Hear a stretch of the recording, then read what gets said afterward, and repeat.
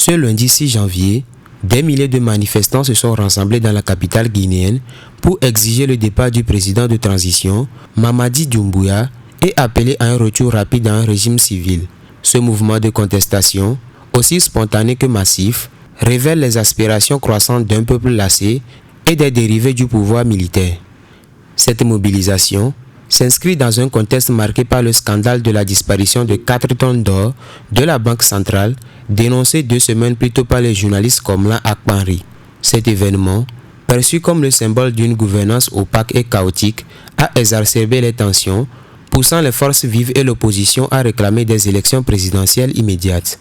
Ce scandale cristallise le rejet d'une transition qui semble s'enliser, accentuant les appels à la fin du régime militaire. Face à cette situation explosive, Mamadi Doumbouya est confronté à un choix décisif: répondre aux exigences populaires en annonçant un calendrier électoral ou s'accrocher au pouvoir, au risque de plonger le pays dans une crise encore plus profonde. Le vent de la révolte pourrait bien devenir une tempête si le régime refuse d'entendre les revendications légitimes de la rue. En somme, la Guinée est à un tournant de son histoire où la population exige justice et démocratie. Ce soulèvement pourrait être le prélude à un changement majeur, mais tout dépendra de la capacité des autorités à écouter et à agir dans l'intérêt de la nation.